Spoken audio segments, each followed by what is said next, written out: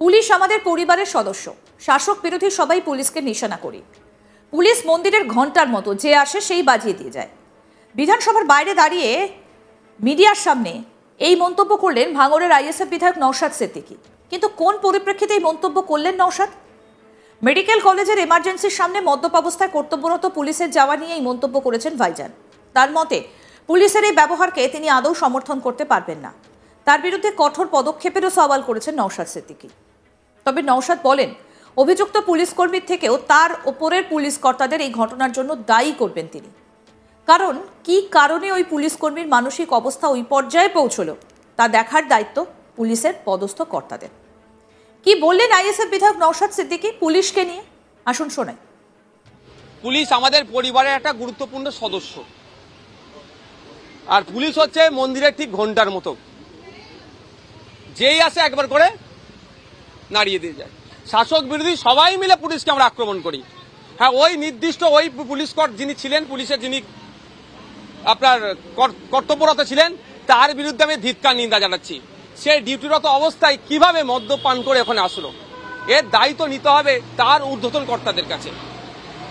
কেন সে মদ্যপান করে আসছে, সেই রেস্ট্রিকশন কোথায়, বা যারা ডিউটিতে আছে তাদের কি মেন্টালি কাউন্সিলিং নিয়মিত হয়, এটাও খোঁজ নিতে হবে। অবশ্যই যে ঘটনা ঘটেছে মেডিকেলের এমার্জেন্সির সামনে, যেটা ঘটেছে সত্যি, এটা পুলিশের আমি ব্যাটিং করতে পারবো না, আমি এর বিরোধিতা করব, ওই পুলিশ কর্তার বিরোধিতা করবো, ওর বিরুদ্ধে কি অ্যাকশন নিচ্ছে সেটাও আমরা দেখবো। কিন্তু ওর থেকেও আমি একটু আগে চলে যাব। কিছু হলেই প্রেস কনফারেন্স করে সিপি, ডিসি, আপনার অ্যাসিস্ট্যান্ট কমিশনার অফ পুলিশ, এই ধরনের অফিসার, জয়েন্ট সিপিরা সুন্দর করে প্রেস বাইক করে দেয়, কারণ মুরগি চোর ধরলো বলে দেয়। একটা মুরগি চোর যদি ধরা পড়ে, পিক পকেট যদি হয়, পকেট মার বললে প্রেস কনফারেন্স করে। এরা প্রেস কনফারেন্স করে ওই ফিঙ্গারপ্রিন্ট এক্সপার্ট, অন্য মানে ক্রিমিনাল মাইন্ডের লোককে ফিঙ্গারপ্রিন্ট এক্সপার্ট বলে চালিয়ে দেয়। এই বিষয়ে তারা বলুক, আমি তো এটা আমি দায়ী করব ঊর্ধ্বতন কর্তাদেরকে। তারা কিভাবে তাদের অধীনস্থ যারা আছে কিভাবে কন্ট্রোল করছে, এটা আমি তাদেরকে দায়ী করব। আমি টার্গেট, আমার চাপ সব থেকে বেশি। বিধানসভার বাইরের মিডিয়ার সামনে এই মন্তব্য করলেন ভাঙড়ের আইএসএফ বিধায়ক নওশাদ সিদ্দিকী। কিন্তু কেন এই কথা বললেন ভাইজান? তাহলে কি 2026-এর বিধানসভা ভোটের আগে ভয় পেয়ে গেলেন নওশাদ? তিনি বলেন তাকে কাজ করতে দেওয়া হচ্ছে না, তার এলাকায় উন্নয়নের কাজ করতে দেওয়া হচ্ছে না। ভাঙড়ের ভোটারের কাছে তাকে অপারগ হিসেবে তুলে ধরার চেষ্টা হচ্ছে। নওশাদের যুক্তি, তার এলাকায় শ্মশানে স্নানের ঘাট, শ্মশান, মসজিদে যাওয়ার রাস্তায় আলোর প্রয়োজন রয়েছে। এই রকম বহু প্রজেক্ট তার জমা দেওয়া আছে, কিন্তু দুর্ভাগ্যের বিষয় তাকে সুকৌশলে কাজ করতে আটকানো হচ্ছে। কি বলছেন আইএসএফ বিধায়ক নওশাদ সিদ্দিকী, আসুন শোনাই। এক্স্যাক্টলি আমাকে আমাদের ভোটার, ভাঙড়ের ভোটারের কাছে, ভাঙড়ের মানুষের কাছে অপারক হিসাবে তুলে ধরার চেষ্টা করছে। আমি আমার পেপারস পত্র আমি হাউজেও বলেছি, আমার আছে, চাইলে আপনাদেরকে দিতে পারি। আমি কখন কোন কাজটা করার দরকার সবগুলি সেখানে আমি করেছি। দুর্ভাগ্যের বিষয়, বিইউপির গাইডলাইনে কিছু আছে যে আপনাকে 30%, 10%, আপনার 30 লাখ টাকা করে দেবে, তার 10% ইউসি জমা দিলেই পরের 30 লাখ পাবেন। ইউসি না জমা দিয়ে আমাদেরকে আটকে রাখা হচ্ছে, ফলে তার পরের যে 30 টাকার যে কাজটা হবে সেটা আমরা করতে পারছি না। আমাদেরকে কাজ আটকে আবার ভাঙড়ে গিয়ে তৃণমূলের নেতারা বলছে, শাসক দলের নেতারা বলছে, আপনাদের বিধায়ককে এত বছর জিতালেন, সে কাজ করতে পারছে না। কাজ তো আমি নিজে হাতে করতে পারবো না। আমার যেগুলো হবে, যেমন আমি বলেছি আমাদের মধ্যে, কোন শ্মশানে দাহ করার পরে যে স্নান করে তার একটা স্নান ঘাটের প্রয়োজন আছে ভাঙড়ে, তার প্রজেক্ট আমার দেওয়া আছে। মসজিদ, শ্মশানে যাওয়ার রাস্তাতে লাইট নাই, ওই রাস্তাতে যাতে মসজিদ বা শ্মশান বা কবরস্থানে যাওয়ার রাস্তাতে লাইটের প্রয়োজন আছে, সেই প্রজেক্ট আমার জমা করা আছে। কোন মন্দিরের পুজো কমিটি আছে যেখানে দুর্গা উৎসব হয়, তার অদূরেই সুন্দর বিউটিফিকেশনের জন্য কিছু একটা প্রজেক্ট জমা, এই ধরনের আমাদের প্রজেক্ট জমা দেওয়া আছে।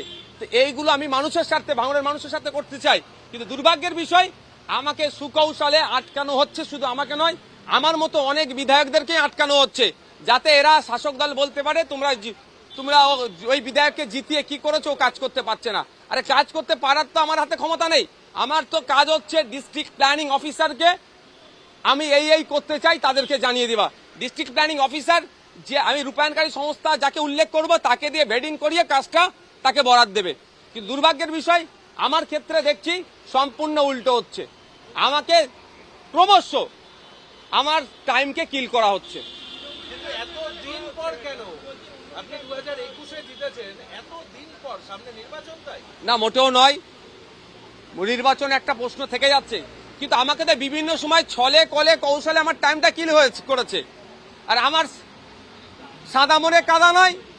আমি ভাবছিলাম এই করে দেবে, আজ করবে, কাল করবে, আজ করবে, কাল করবে, পঞ্চায়েত সমিতি আজকে করবে, কালকে করবে, এই করতে করতে করে দেবো, হয়ে যাবে, হ্যান হয়ে যাবে, ত্যান হয়ে যাবে, করে করে আমার সময় নষ্ট করেছে। আমি বাধ্য হয়ে পরিকল্পনা এবং পরিসংখ্যান দপ্তরের অতিরিক্ত মুখ্য সচিব স্যারের কাছে চিঠি করলাম। চিঠি করার কোনো উত্তর এবং কোনো সুরাহা পেলাম না। 2-4 মাস গিয়েছে। তারপরে বাধ্য হয়ে আমি 23শে ডিসেম্বর আমি বিউপির গাইডলাইন অনুযায়ী আমি এটা পরিবর্তন করলাম। কিন্তু আবার 2 মাস পরে আবার যার হাতে কাজটা তুলে দিতে চাইছে সেই আবার সে পঞ্চায়েত সমিতি, অর্থাৎ আবার হয়তো আমার আবার টাইম কিল হবে। এই দায়িত্বটা কে নেবে?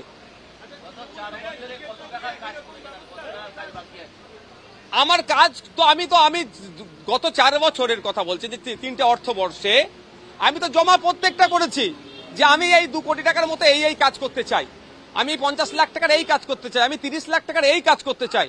কিন্তু দুর্ভাগ্যের বিষয় আমার সেই কাজ তো করে দেওয়া হয়নি।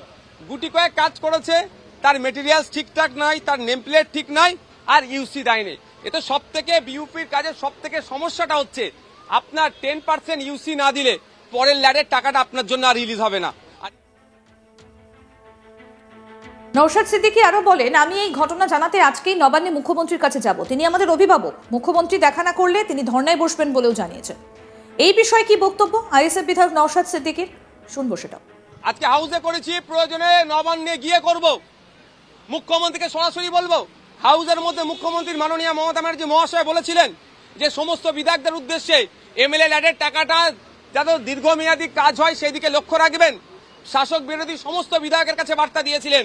তার বার্তাটাকে আমরা অভিভাবক, ওনাকে অভিভাবিকা হিসাবে তার বার্তাটাকে আমরা পাথেয় করে চলার চেষ্টা করেছিলাম সমস্ত বিরোধী বিধায়করা, যে সমস্ত না হলে আমি অন্তত চলার চেষ্টা করেছিলাম যে আমরা সত্যি একটা দীর্ঘমেয়াদী কিছু সম্পদ সৃষ্টি হোক এই টাকার মাধ্যমে, সেই চেষ্টা করেছিলাম। কিন্তু দুর্ভাগ্যের বিষয় মমতা ব্যানার্জি মহাশয় হাউসের মধ্যে যে কথা বলছেন সেই রাজ্যেই দক্ষিণ 24 পরগনা ডিস্ট্রিক্টের যারা কনসার্ন ডিপার্টমেন্টাল অফিসাররা আমাদের বিরোধী বিধায়ক, আমি যেমন একাই আছি দক্ষিণ 24 পরগনায়, আমার কাজ আটকে দিচ্ছে। প্রয়োজনে আমি মুখ্যমন্ত্রীর কাছে গিয়ে দ্বারস্থ হবো, তাকেই বিষয়টা জানাবো। দেখুন, কবে যাওয়ার ঠিক করিনি আমি এখনো, তবে আপনি যখন প্রশ্ন তুলছেন আমি আজকেই খোঁজ নেবো। যদি খোঁজ নিয়ে দেখি মুখ্যমন্ত্রী নবান্নে আছে, আমি আজকেই যাব, আজকেই যে তাকে আমি জানাবো যে এই সমস্যাগুলো হচ্ছে সমাধান করা দরকার। আরো আপডেট পেতে দেখতে থাকুন আজ তাক বাংলা। সাবস্ক্রাইব করুন, নোটিফিকেশন পেতে বেল বাটন অপশন প্রেস করুন, হোয়াটসঅ্যাপে ফলো করুন আজ তাক বাংলা।